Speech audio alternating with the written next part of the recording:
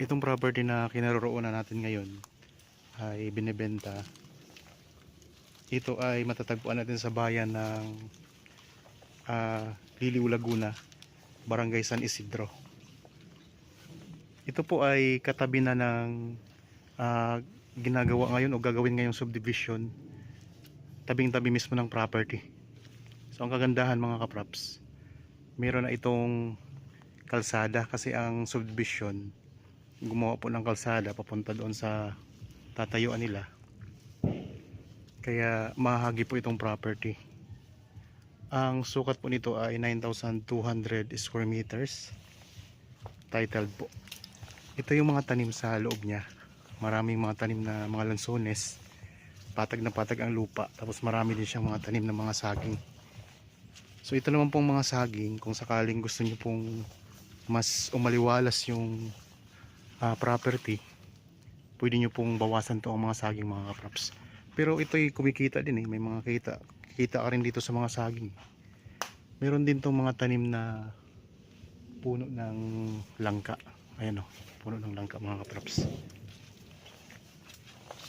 Ang presyo nito ay makikita nyo sa description box at sa title nitong video. May mga tinanim din sila dito na mga puno ng mga niyog, maliliit pa nga lang po. Ito ay farm lot mga kapraps. So ulitin ko lang po, ang property nito ay matatagpuan natin sa Barangay San Isidro, Liliw, Laguna. So halos 1 hektarya po ang sukat kasi 9,203. May mga langka mga kapraps, may mga langka siya, mga lansones, marami din itong mga lansones. So kapag inalis o tanggalin natin itong ibang mga puno ng saging, lulutang itong mga lansones na marami. Yan, kung mapapansin nyo po, wala tayong makitang hindi pantay na part ng property ng farm lot na ito. So may mga kailangan tayong alisin ng mga damo-damo kasi medyo sumukal na ng konti. Ayan. So hanggang doon po mga props. Meron din tong tanim na kawayan sa gilid. Mamaya paglabas natin, ipapakita ko yung magiging kalsada papasok dito. Ang kagandahan po ay naka na siya, na bulldoze na, kaya kita na natin na may kalsada papasok.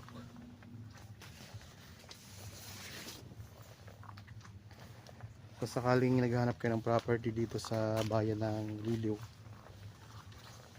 so particular po dito sa San Isidro, pwede nyo po itong tingnan mga kapraps. Ito may muhon na rin po ito mga kapraps. Ayan, meron palang muhon dito. Ito yung muhon.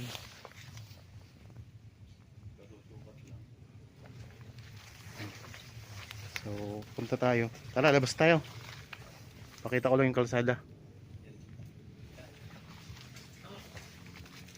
Puntahan natin yung kalsada para maging kampante po kayo na mayroon na talaga itong kalsada mga kapraps. So mismong katabi nitong property, ito yung gagawing subdivision. Kailan lang po ito na nagawa ang kalsada, itong binuldos? Bago lang? Wala pang 10 buwan. Wala pa 1 buwan. So syempre po yung subdivision yung magpapasemento nitong kalsada.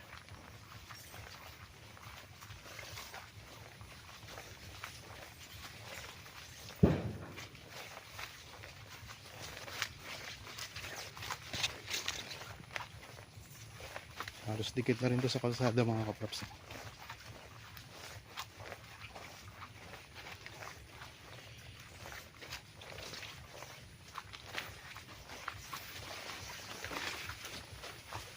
Pwede naman po din yung tingnan to ng personal para makita nyo yung mismong property. Yan, ito lang mga kapraps ang kalsada.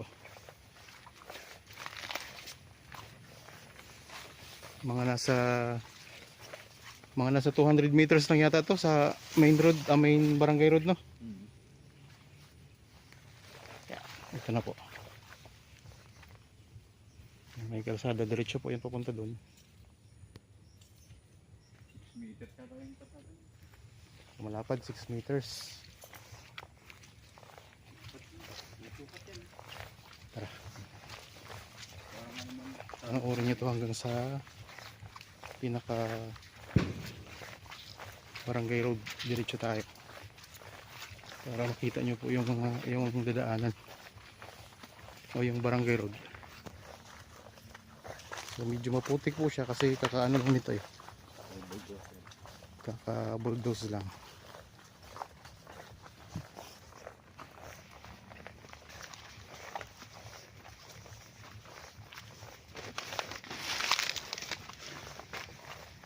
So kapag hindi maulan, pwede nyo pong ipasok yung sasakyan dito sa loob. Actually, pwede pa rin naman siyang ipasok kasi kaso lang maputik ngayon. Kaya mahirapan tayong ipasok yung sasakyan. Pero pag tag-init siya, diretso sa loob. So yun, may mga bahayan na dyan. Nandiyan na po ang barangay road. Yung sementado. So malawak ito, nasa 5 or 6 meters siya ang lapad ditong kalsada.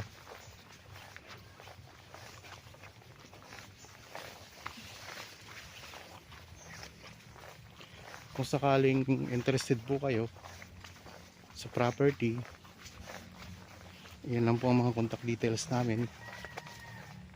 May cellphone number, Viber, Facebook Messenger, WhatsApp. Yan o, may mga property na rin dito. Maliliit lang.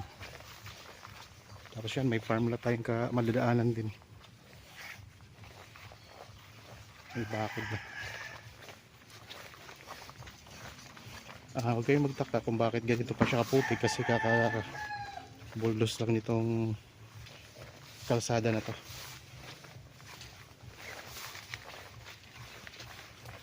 At saka hindi naman po kayo ang magpapasemento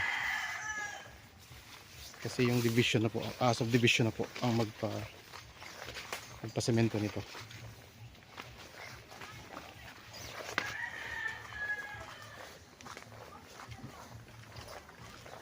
Kaya lang mga kaprops, no? Kalsada barangay road. Ang i-try natin.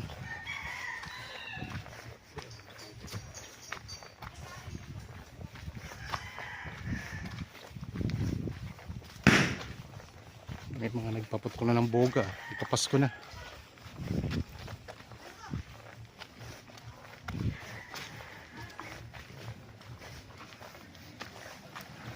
Yan. Yan ang kalsada mga kaprops. Barangay road. So mga wala pa yatang 200 meters eh.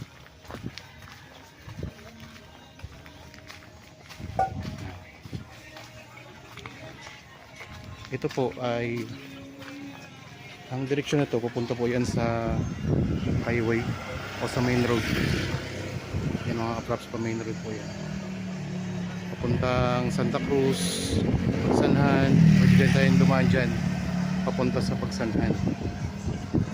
Tapos dito naman po meron ditong shortcut papunta naman po sa Nagcarlan, papunta naman po sa Kalawan, Victoria. Diretso po yan mga kaprops. Marami pang mga barangay dyan na sakop ng Liliw.